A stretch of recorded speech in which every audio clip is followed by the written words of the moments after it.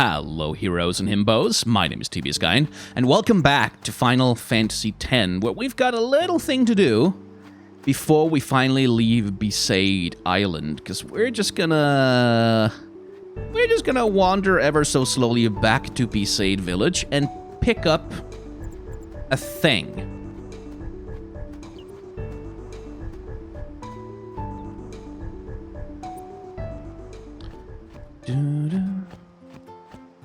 Let's see, where are you? I'm just trying to remember. If you muck around here, the ship will leave without you, and the next boat won't be here for a while. You better hurry, yeah? Let's see, it's fine for items, but we'll look... You know, a funny thing happened. My dog dug something up yesterday. I wonder what it was. There we go. That's the dialogue we needed to trigger. And now we need to find the dog. I don't remember where it is.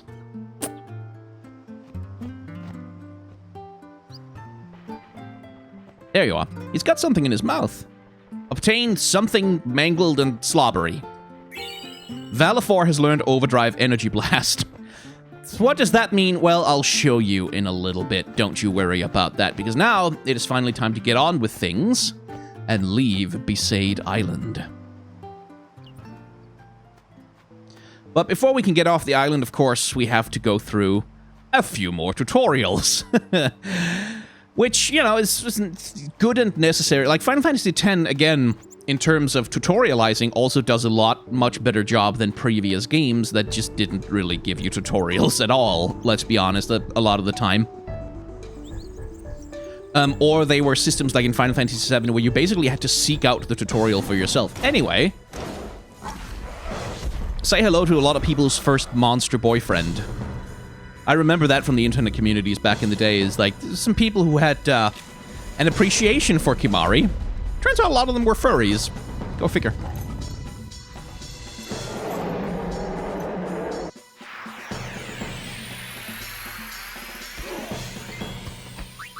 Anyway, we'll just finish this a little bit quickly, because it's not that important.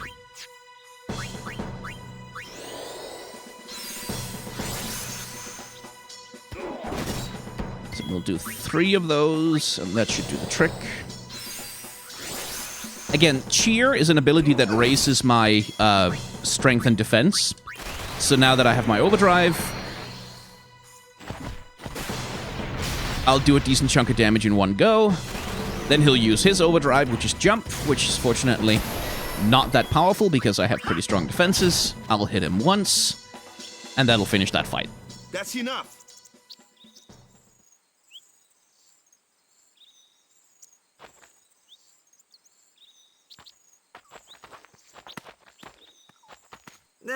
What's with that guy? Kimahri Ronso, of the Ronso tribe.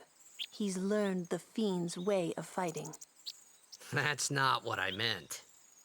He's another of Yuna's guardians. Huh? Sometimes we don't understand him either. Kimahri doesn't talk much anyway.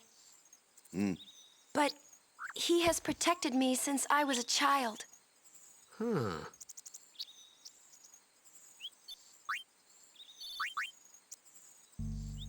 A hunter's sword. Interesting.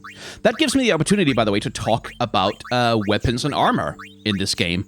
Because, as you can see from looking at the weapon menu here, no matter what weapon I equip, it's not like an attack number goes up or goes down. It's not like I'm gaining or losing any stats as such.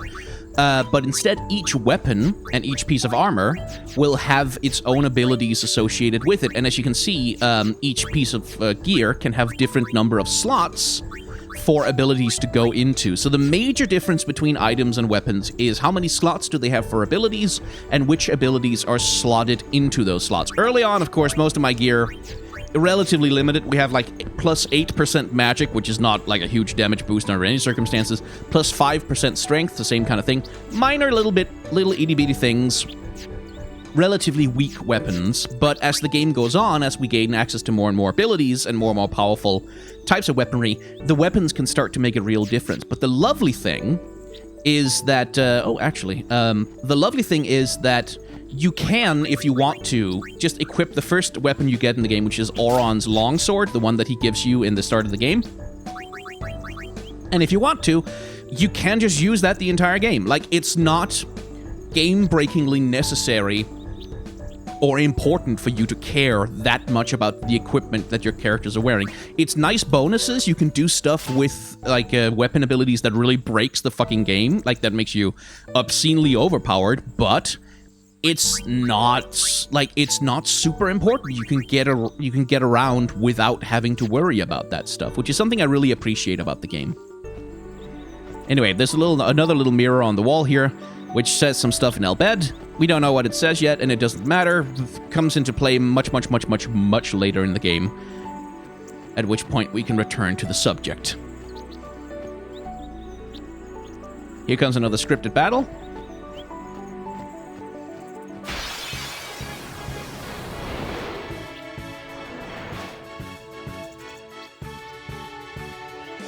A flyer. That's your department, right? True, but, why don't we let our summoner show us what she's made of?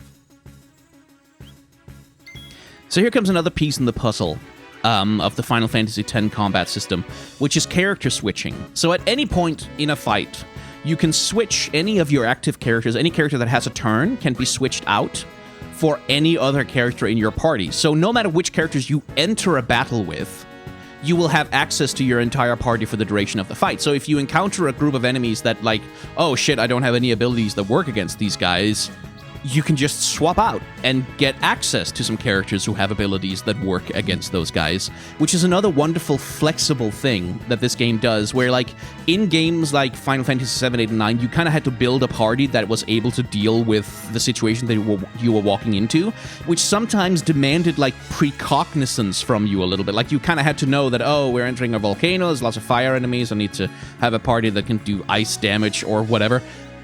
Not so necessary in this game. In this game, it's more about, like, knowing which party members to use when. Your first real battle. Let's see some style. Show us what your training has taught you, Yuna. Okay.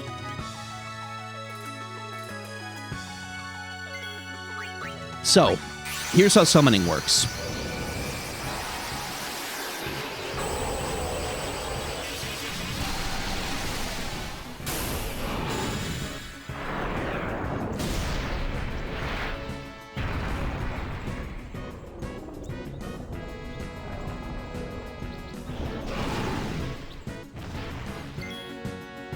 When you summon an Aeon, it basically replaces your party. It becomes your only party member, but because Aeons individually are way more powerful than any of your party members at most given times, that's actually kind of okay.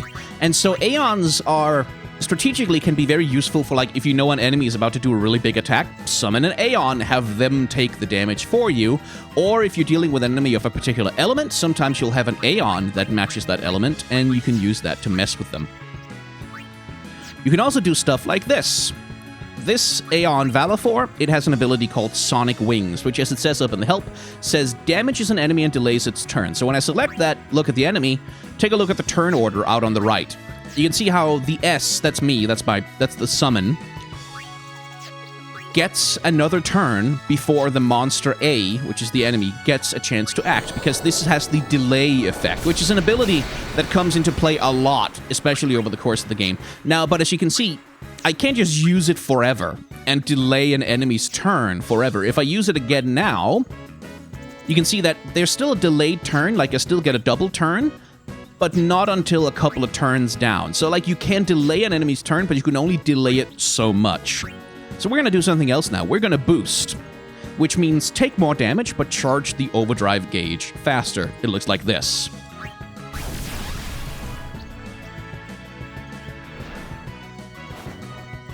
And Valefor, fortunately, is quite good at dodging. And we'll do another boost, charge the overdrive gauge.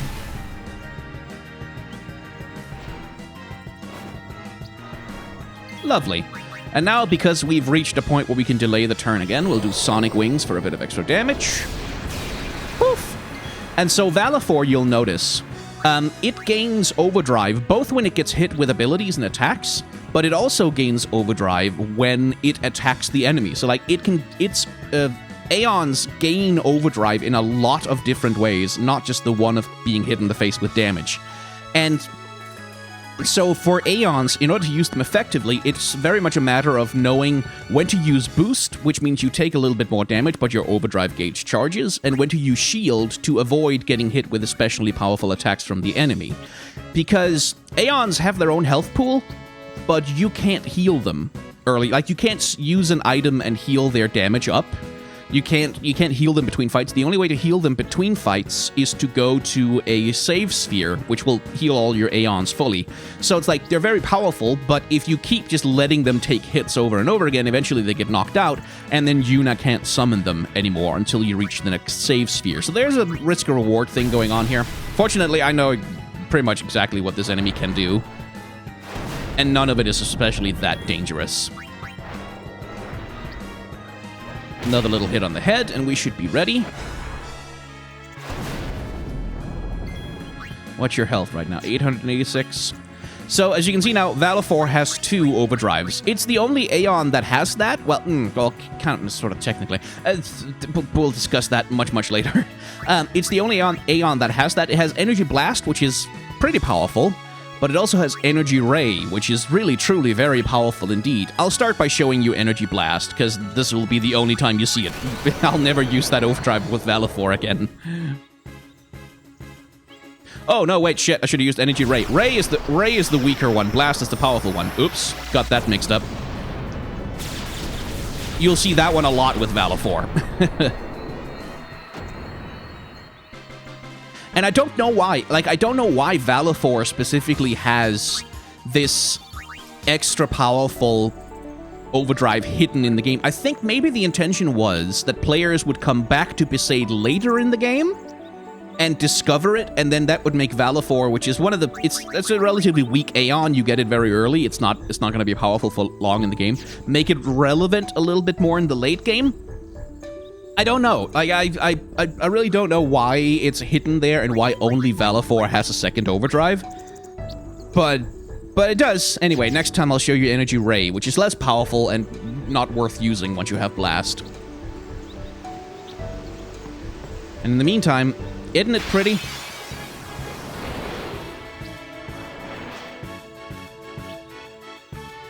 Another one of those. No problem. Leave this one to me, huh? Say goodnight, birdie. So here's where Wakka's specialties come into effect. First of all, he has high accuracy, which means that he's much more able to hit flying enemies, which tend to be very good at dodging attacks. But he's also got, as I said in the previous video, status attacks. He can inflict darkness on enemies, which means that they have trouble hitting you in the face with their stupid attacks, which is very powerful and useful. Except Wakka right now has like 10 MP, so he can only do it twice before you need to use an ether on him. Which is like less than useful under some circumstances.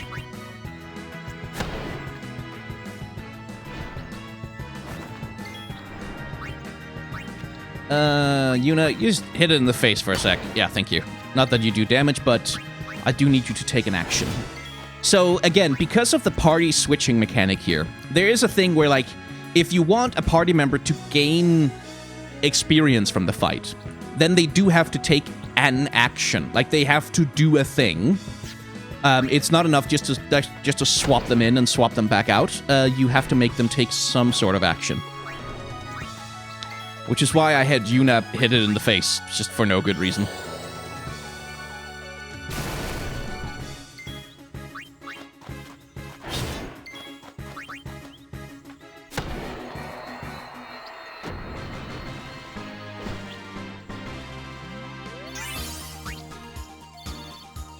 Hey, a switch hitter. Nice. That'll only have one thing on it, though, right? Yeah. So weapons change their names depending on which abilities are on them. So Wakka's base weapon is called the Official Ball. It's an official Blitz Ball. And then if you add something like Strength plus 3%, it becomes a switch hitter. And the same thing goes for stuff like the Hunter Sword. It becomes a Hunter Sword when you add Sensor to it. And there's a whole schema of, like, which abilities you add to determine what the weapon is called thing, and it's got dependencies and codependencies. All kinds of nonsense. Doesn't matter.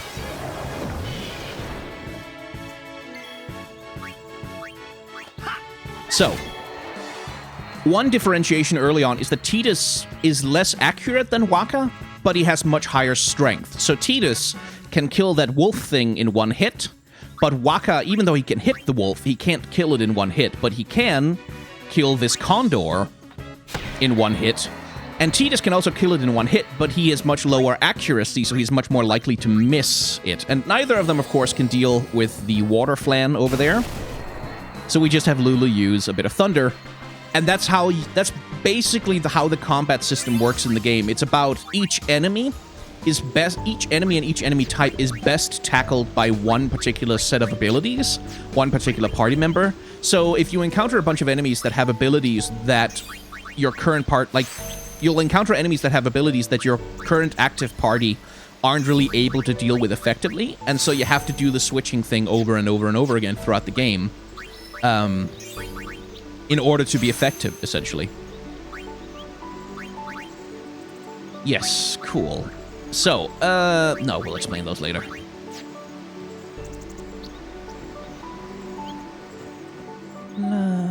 I love the music on Besaid Island so much. It's got such a chill vibe. Ba ba ba ba ba ba ba.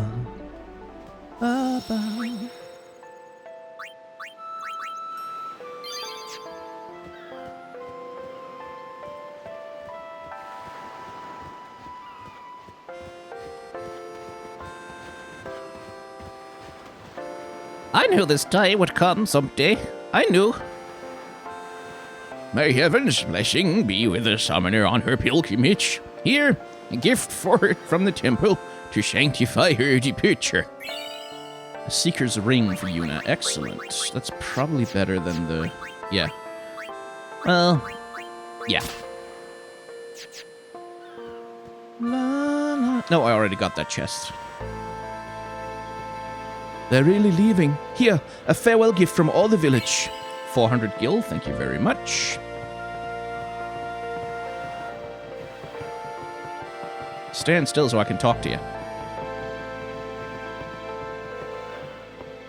Give me things. I won't cry. I won't cry, yeah?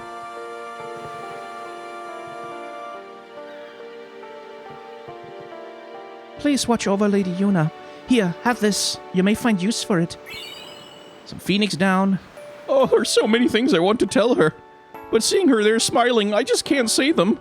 Hey, yo, the scene's crawling with fiends, so give this to Yuna, okay? Thank you. Lady Yuna, don't forget me, okay? I'll be good while you're gone. I promise, yeah? Here, take this. Daddy says it's an offering. Thank you very much.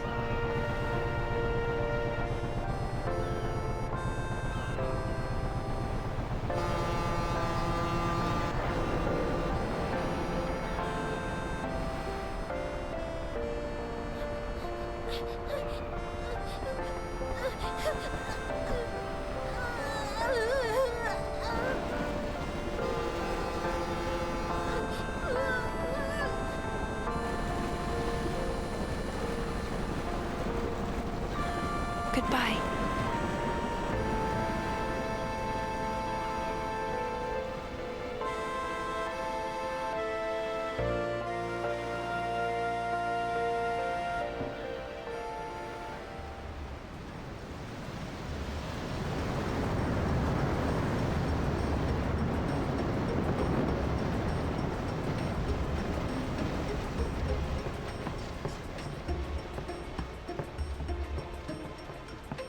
Boo.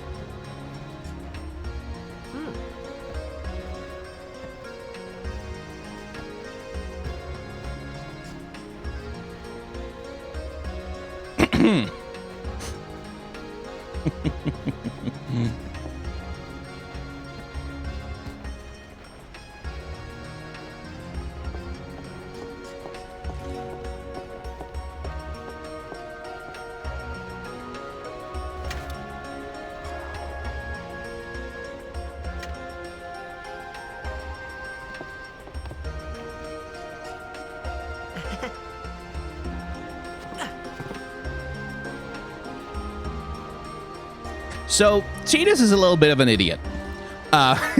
In case you hadn't noticed, he has like strong himbo energy coming off him all over the place, and a lot of people find him a very annoying protagonist, which, yeah, yes, he is exactly that. He's an annoying protagonist. That's part of the point of the journey that he's going through this game, is that he's transitioning from being a little boy with daddy issues to being, you know, preferably not that anymore. I don't know who you are or where you came from. If you interfere with Yuna's pilgrimage, we won't take it lightly. Oh, please don't take me lightly. I didn't say anything. Come to think of it, I haven't told you where we're going. First to Kilika Island. Then we change boats and head for Luca. For that, though, Yuna's gotta pray at the temple. I'll be guarding. We'll be praying for the Aurochs' victory, too, so you come along, yeah? Great plan. Hey, it is a great plan. Don't look at me.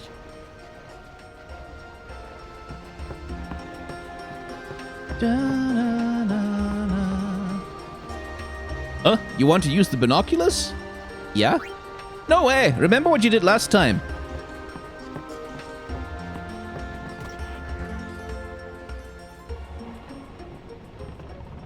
We'll arrive at Kilika before nightfall. Go on, take a nap or something. Oh, what a great day. The breeze must feel wonderful.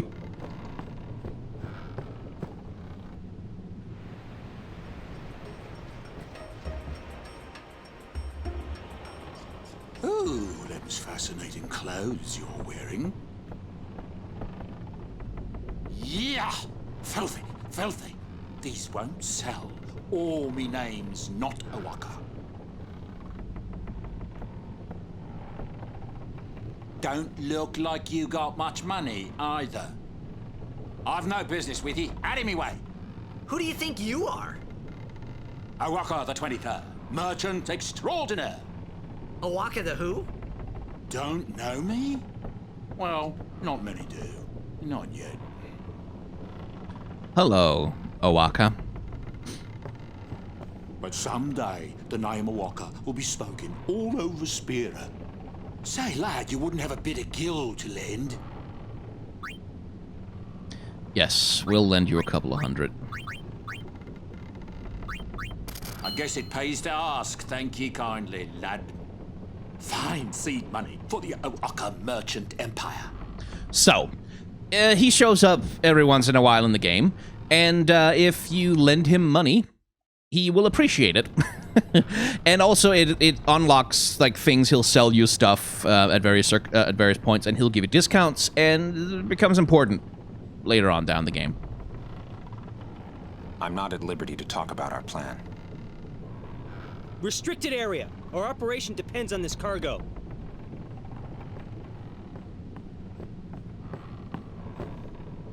Power room.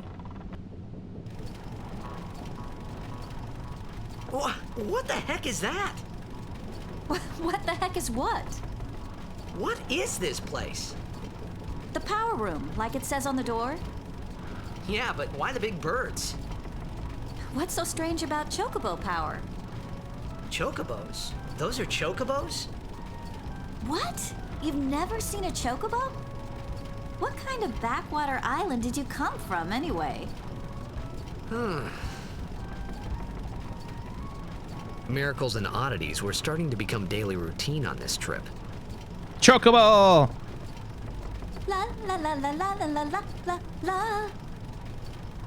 She's singing the Chocobo theme. La la la la la la la la la la. We'll see more of the Chocobos later, don't you worry. Anyway.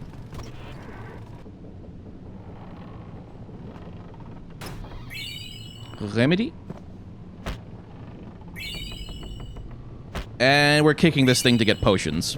Yeah, something like that. Oh, I've gotten seasick. I think I'm gonna hurl. He seems real sick, yeah? I'm hiding over here because I'm gonna get sick too if I keep watching him.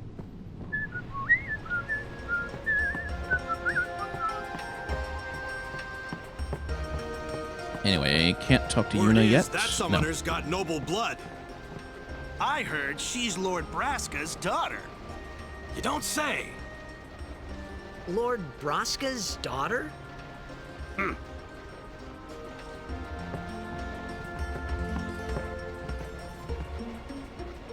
So, is Yuna's father famous or something?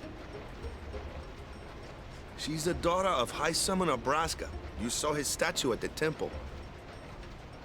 Lord Braska defeated Sin 10 years ago. Yuna's the heir to a great legacy. It's tough when your father's famous. Huh? Waka's a bit lacking in the imagination department. I can imagine lots of things. Thanks, Lulu. I'll keep that in mind.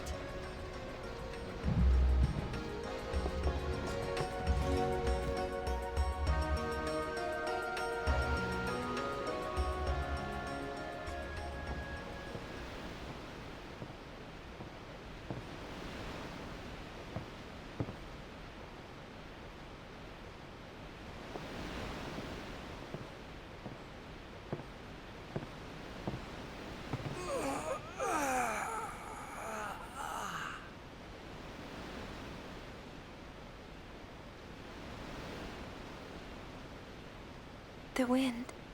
It's nice.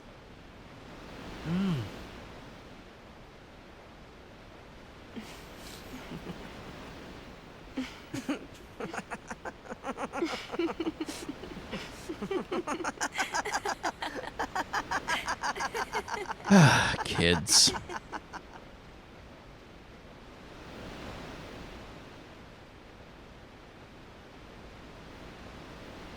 You're a blitzball player, aren't you? From Xanarkin, right? You hear that from Waka? Mm-hmm. Huh. Waka doesn't believe me at all.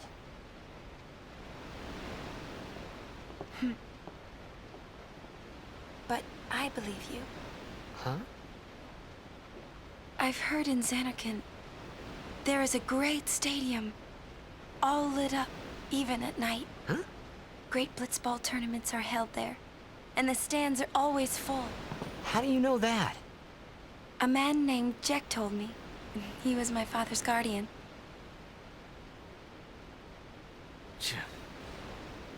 Checked.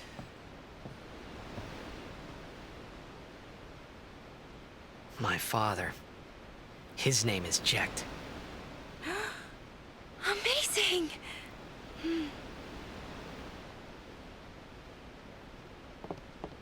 You know, our meeting like this must be the blessing of Yevon. Sounds like him, but it can't be him.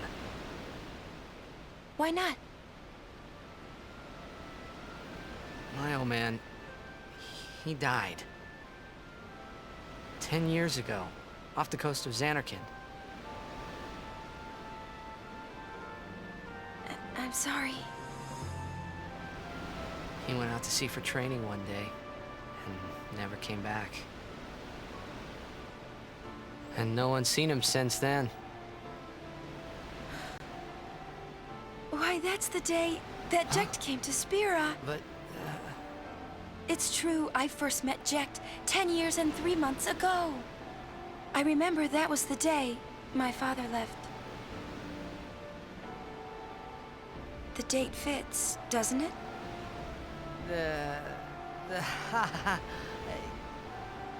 Yeah, but how would he get here? You're here, are you not?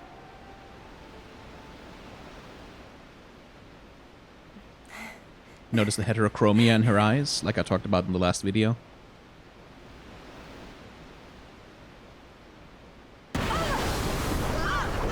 Perfect timing.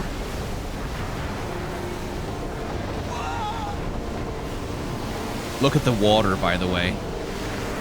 That's one of the things that blew me away. Again, like, Square has always had a penchant for creating graphically amazing cutscenes. Obviously, that's like the selling point. But the water effects in this game were deeply next level. compared to anything else at the market at the time. Which, again, as we talked about already, water effects are very, very, very important to the... Like, water is an important thematic aspect of this game.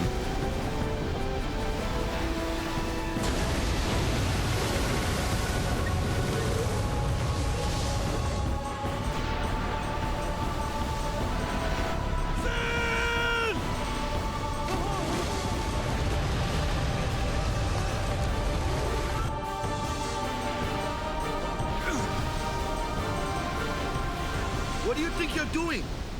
Stick a harpoon in him and we'll all get dragged under. Zin is going for Kilika. We gotta distract it. Our families are in Kilika. Forgive us, Lady Summoner. Wait! Oh boy!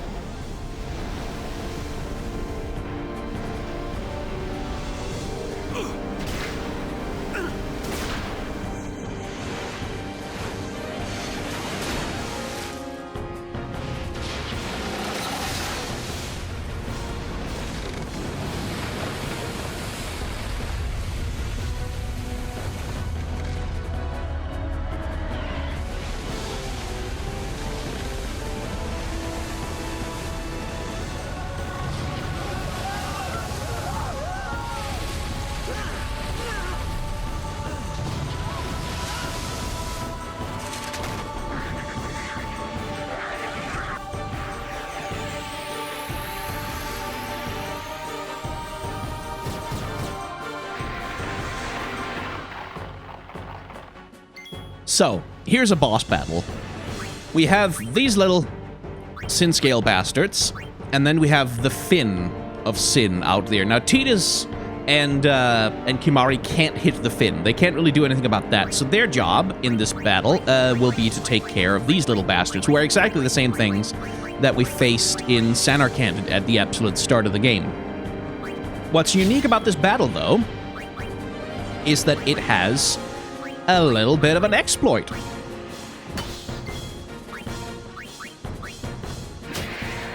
One which we can't take advantage of, unfortunately.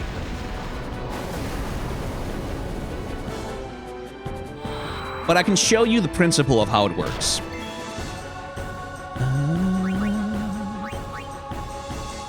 Okay, need to change Tidus for Lulu here.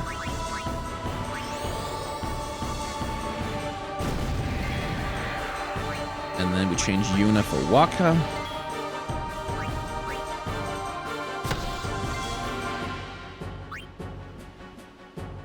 And we kill the Sin Scale.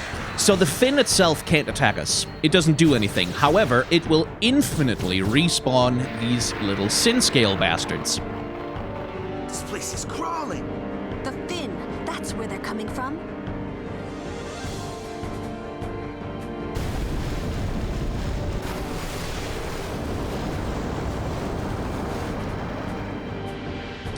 Okay,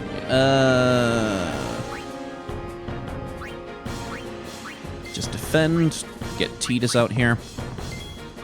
So the exploit works more or less like that. In order for the exploit to really work, you have to grind on Besaid Island for a while. You have to get Tidus, you have to get him like 8 sphere levels you have to grind out for him.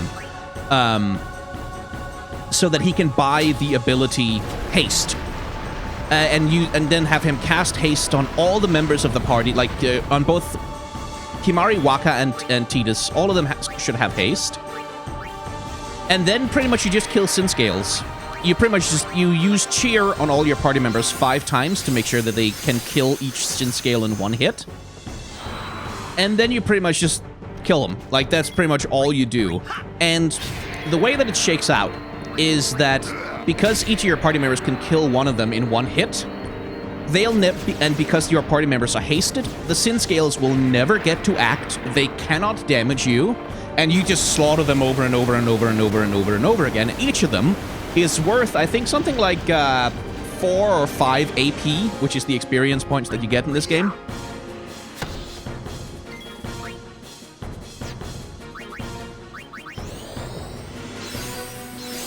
And so if you have a turbo controller, and you pretty much just set everyone to attack over and over again, you leave the game on overnight, you can gain like 50 to 100 levels pretty easily that way.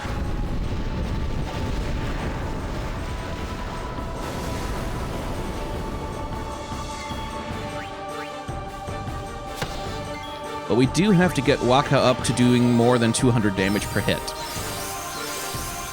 And the reason why you need haste is without haste, at least in my experience, the sin scales will occasionally get a hit in. Like, they will occasionally do a hit, which means at some point you're gonna need to heal.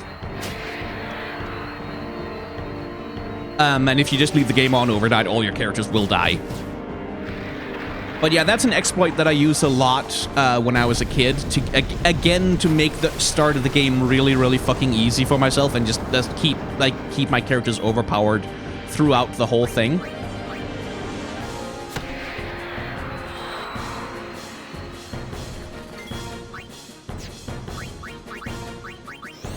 Get the cheer on. And then it would pretty much just be this for like 12 to 15 hours.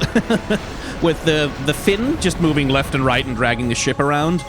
And sin scales respawning and then you kill them. Anyway, let's do the actual fight.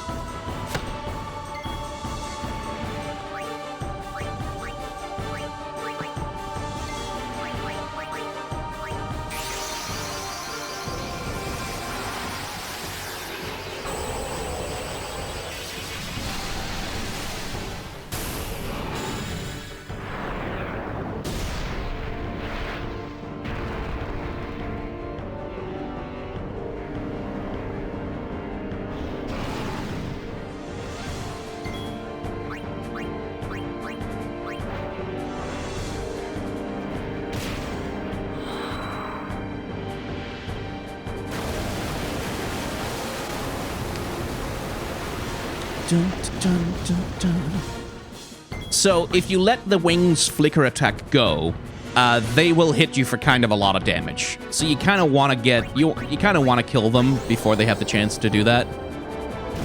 But every time you kill all three of them in a group, the sin scales will respawn.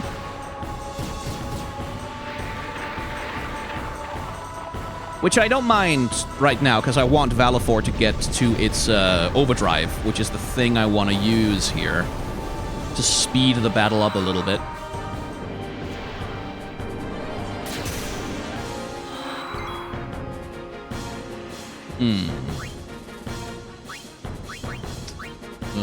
This might not work the way I want it to.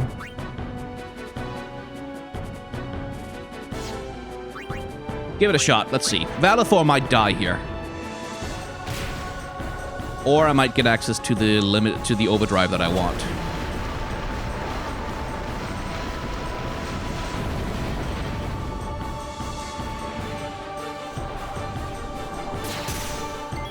Yes, excellent. Now I'll show you Energy Ray.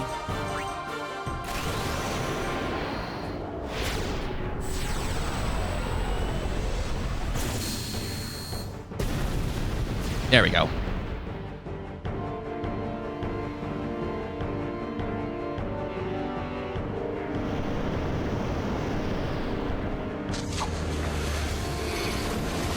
And then it just leaves. There's his tail.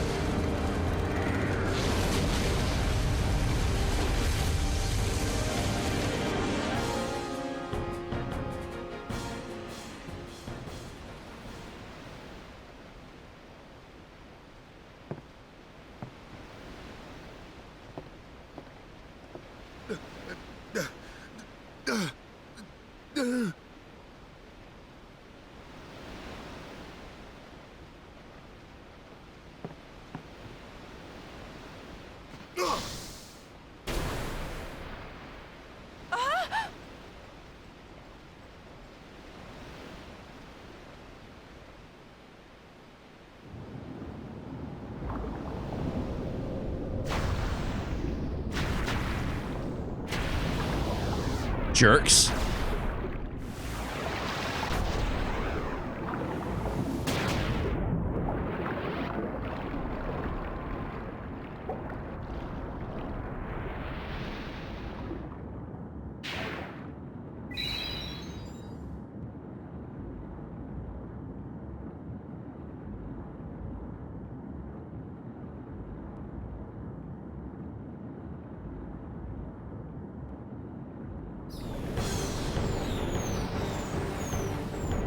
Anyway, boss battle part 2. This is a real boss battle.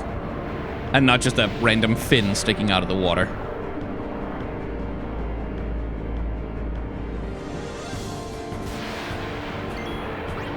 Once again, using cheer in order to get our attack power up.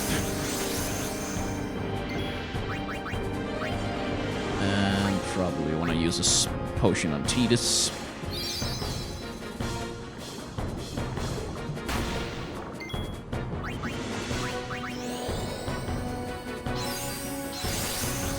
So this boss is also exploitable for grinding if you really want to. Again, you have the sin scales that infinitely respawn if you want them.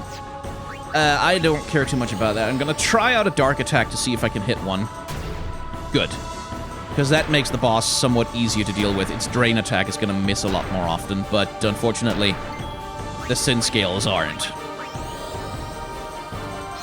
I think 5 is the maximum number of cheers you can do to increase damage. Uh-oh.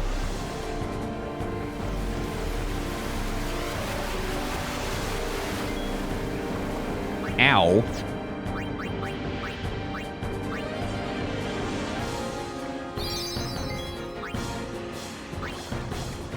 So the boss is called Sinspawn Eparch. What's a Sinspawn? Well, the story will explain that for us in a little bit.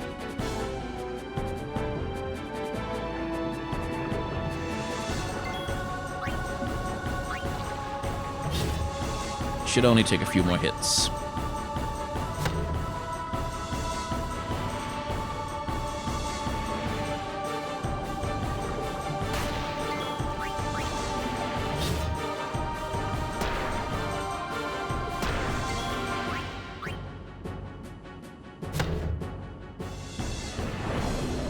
Oh, don't do that.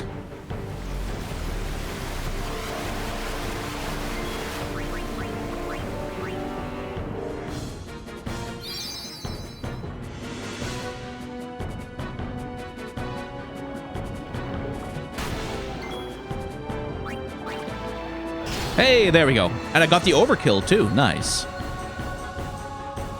So, overkill is a particular mechanic in this game, which is if you kill an enemy with a certain amount of damage, like with an excessive amount of damage, basically, if you deal a bunch more damage than you normally would, you get what's called an overkill. And an overkill massively increases, actually, it doubles the amount of AP, the amount of experience points, basically, that you get for killing that enemy, which is why I wanted to have Valefor use its overdrive to kill the Fin, because the Fin gives a pretty decent amount of AP for this point in the game.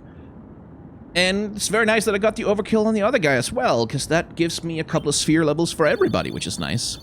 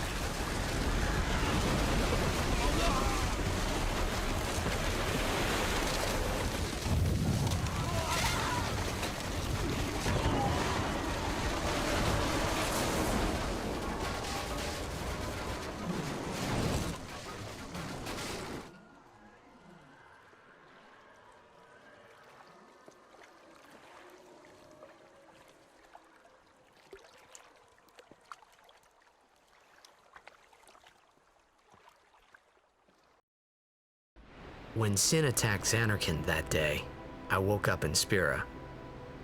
I kept hoping it would work in reverse, too. I will defeat Sin. I must defeat Sin. I was just fooling myself. Maybe it was that day, on the sea, under the burning sun. I started to give up hope.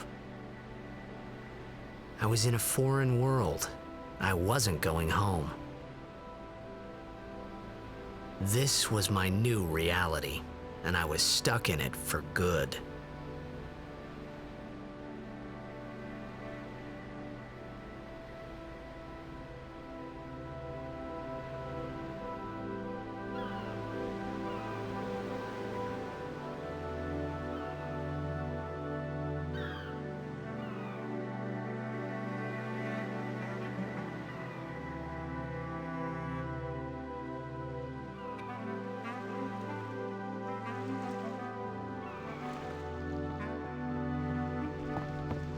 Greetings. I am the summoner Yuna. I have come from the temple in Besaid. Oh, milady summoner! If there is no other summoner here, please allow me to perform the sending. Thanks, BTA. Our loved ones. We feared they would become fiends. Please, take me to them.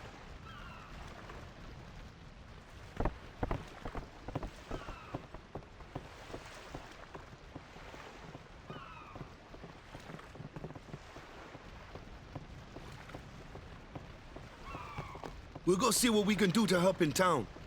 Huh?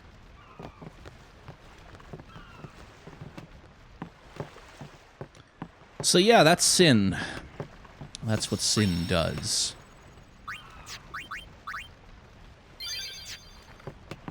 It's not pretty.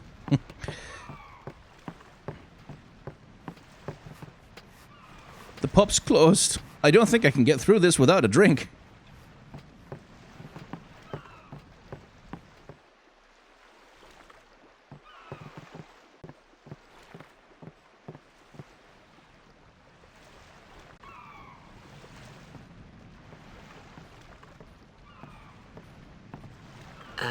What's ascending? Are we going somewhere? You truly are clueless. Are you sure it's just your memory that's the problem? I love her. The dead need guidance.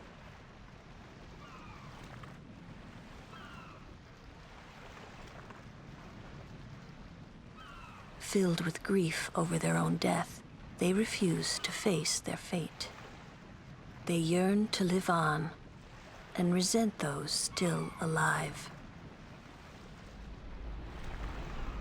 You see, they envy the living. And in time, that envy turns to anger, even hate.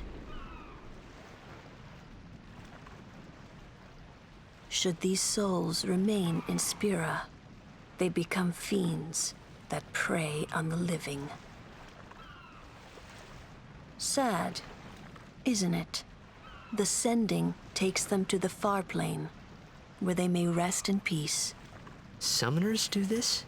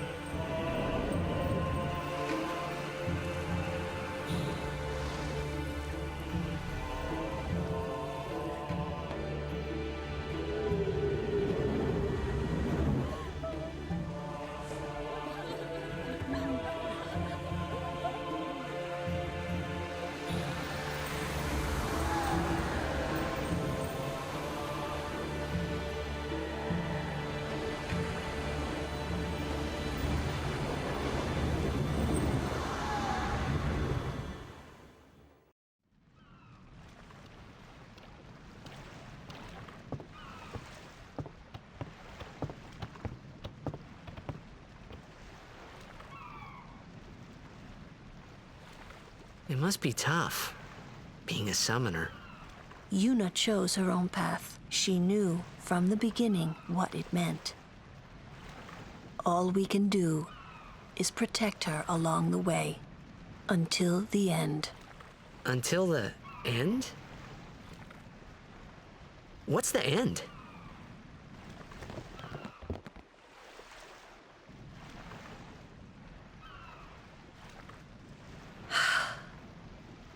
Until she defeats sin.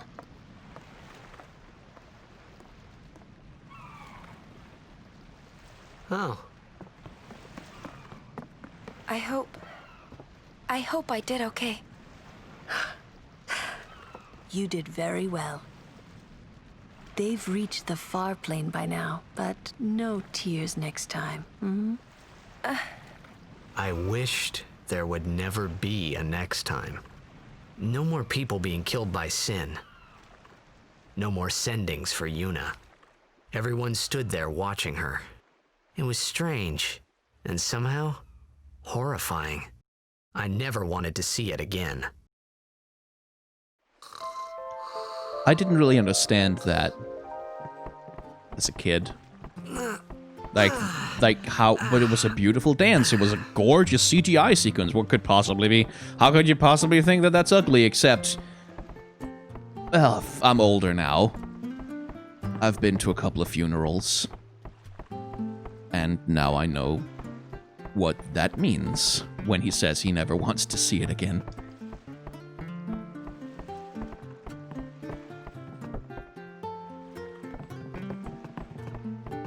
I'm gonna be a blitzball when I grow up. I've never been able to find out whether that is a typo, like whether that's like someone made a editing mistake, or whether that's an intentional thing that the kid is making a funny mistake. But oh well.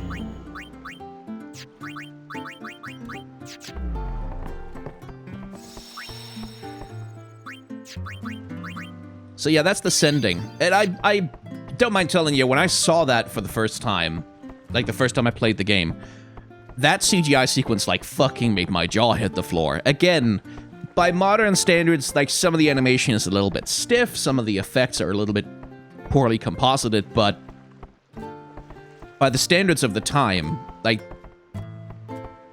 Final Fantasy had been known for its filmic cutscenes. Like, you saw it a lot in Final Fantasy IX, a lot of stuff that was animated like you'd see in an animated movie, right? But here, with 10, they really did take like the level of realism and their dedication to that sense of realism to another level. Like, I don't remember that being a part of the marketing and a lot of conversation around the game, that those CGI cutscenes were just, like, mind-blowing. And this sequence is, like, I was obsessed with it for a long time because I thought it was so beautiful. It's one of the things that sparked my interest in 3D animation and animation in general, was, like, the whole, how the hell do you make a sequence like that? That was freaking amazing back then. But, like I said, nowadays it has a different context for me as well.